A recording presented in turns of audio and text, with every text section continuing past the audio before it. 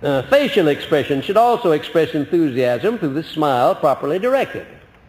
I hate to see a person talking to me at close range with a serious expression on his face that never changes that seriousness in the least. Even though the topic of conversation is one of a serious nature, I like to see the person soften his face with a smile. If you watch Mr. Stone when he's speaking, he stops quite often through his speeches and smiles, and he's got a winning smile. It's a marvelous smile. The way he softens up his whole face, he just absolutely disarms anybody that he's talking to, even though he's saying something the other person doesn't want to hear. He can disarm the other person by this change of expression on his face. He's a master at that. I'm not a master at it, but I can do it when I want to, believe you me. Because that's a part of self-discipline too, is to be able to look at the other person, let him know by the tone of your voice what you're saying and the way you're saying it and the way you look, that what you say you mean, and that you mean it for his benefit. Now that's one of the things that you can do with enthusiasm. Facial expression. And start now to observe people who express enthusiasm in their conversational relations. Also people who do not. And get a great lesson in attractiveness of personality. Just start studying people. If you see a person that you particularly like, watch that person and find out what it is about him or her that makes you like him or her. And chances are 1,000 to 1 that you find out that whatever that person says to you or engages, whatever conversation he engages in, it will be on an enthusiastic basis. And you'll never be bored no matter how much he talks or what he says, because he makes it so attractive that you'll never get tired of it.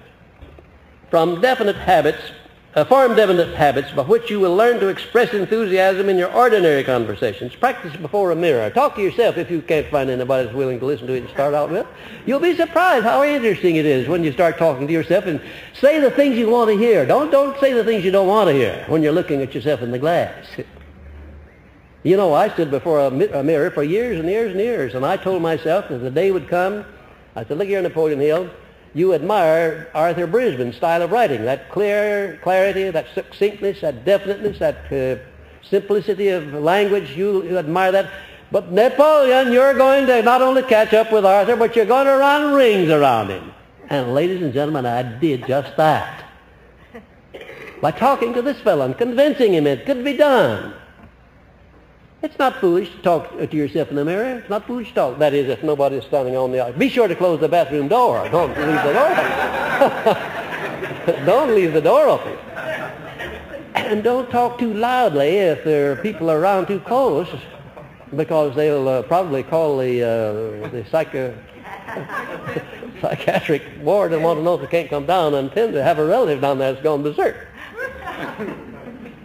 Use discrimination and all these things, but really and truly you've got an overhauling job to do on yourself. We all have, at one time or another at least.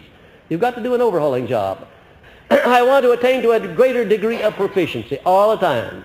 My education is never completed. It's wide open all the time.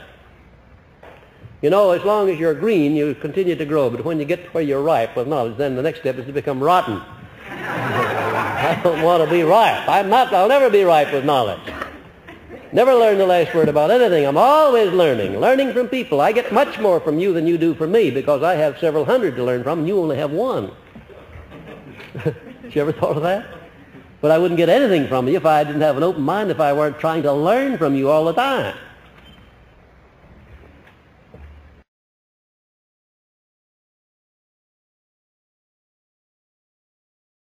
When you express enthusiasm in your daily conversations, observe with profit how others pick up your enthusiasm and reflect it back to you as their own.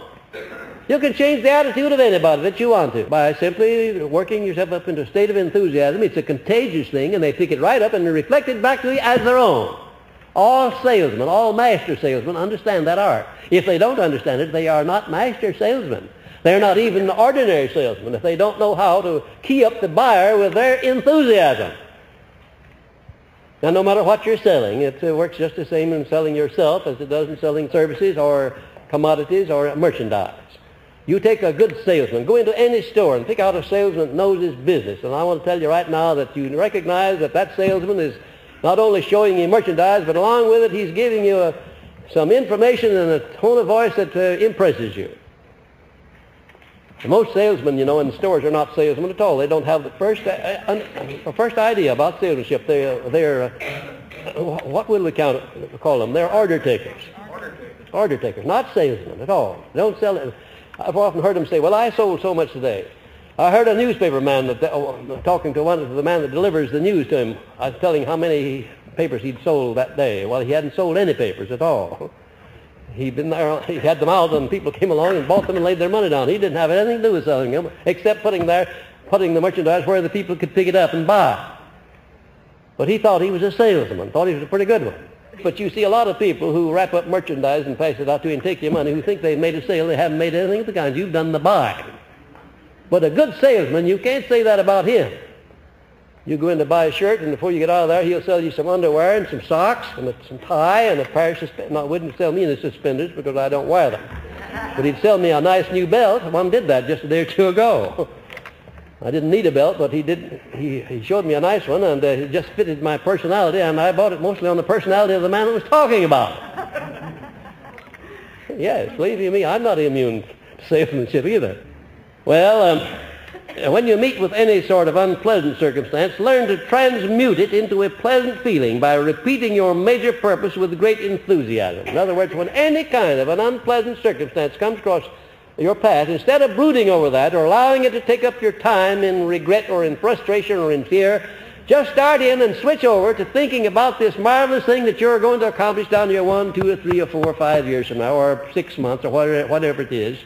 Start thinking about the thing that you can put enthusiasm back of, and use your enthusiasm for the things you want and not for the things that you just lost through defeat.